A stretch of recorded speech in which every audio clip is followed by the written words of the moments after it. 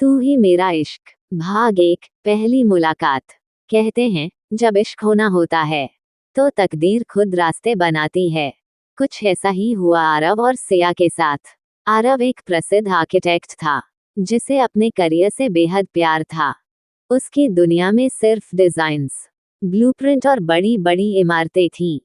प्यार जैसी चीज के लिए उसके पास समय नहीं था। दूसरी तरफ सिया एक सॉफ्टवेयर इंजीनियर थी जिसे किताबें पढ़ना और बारिश में भीगना पसंद था। वो जीवन को अपनी शर्तों पर जीना चाहती थी।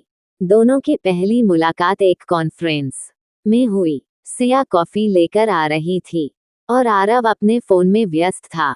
अचानक टकराव हुआ और पूरी कॉफी आरव की शर्ट पर गिर गई। ओह, आई एम सॉरी, सिया ने घबराते हुए कहा।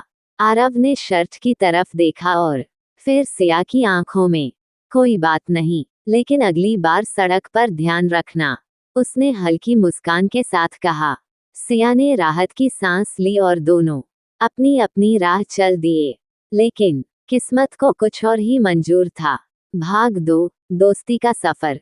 कुछ हफ्तों बाद दोनों फिर से एक कॉमन दोस्त की बर्थडे पार्टी में मिले।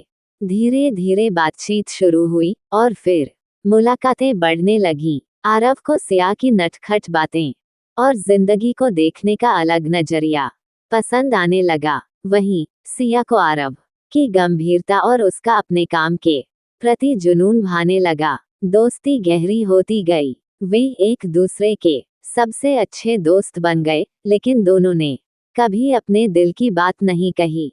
भाग 3, एहसास का इजहार। एक दिन सिया ने आरव को बताया कि उसे एक अच्छी नौकरी का ऑफर मिला है, लेकिन वो नौकरी लंदन में थी। क्या करना चाहिए? सिया ने उलझन में पूछा। आरव के दिल को जैसे किसी ने जोर से दबा दिया हो। वो नहीं चाहता था कि सिया उससे दूर जाए, लेकिन वो ये बात कह भी नहीं सकता था। अगर ये तुम्हारे करियर के लिए अच्छा है तो जरूर जाना चाहिए, उसने जबरदस्ती मुस्कुराते हुए कहा। सिया ने उसकी आंखों में झांका। उसे कुछ अधूरा सा महसूस हुआ। वो सोचने लगी, क्या आरव मुझे रोकना नहीं चाहता? रात को आरव ने बहुत सोचा और उसे एहसास हुआ कि वो सिया के बिना नहीं रह सकता। अगली सुबह वो उसके घर गया। सिया, मत जाओ, उसने सीधे कहा। क्यों?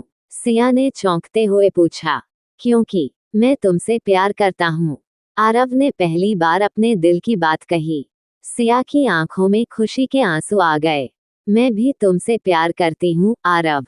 भाग 4, प्यार की नई शुरुआत। सिया ने लंदन जाने का फैसला छोड़ दिया और दोनों ने एक साथ रहने का फैसला किया। जल्द ही उनकी शादी हुई और उनका प्यार और भी गहरा होता गया। जिंदगी में मुश्किलें आई, लेकिन उन्होंने हमेशा एक दूसरे का साथ दिया।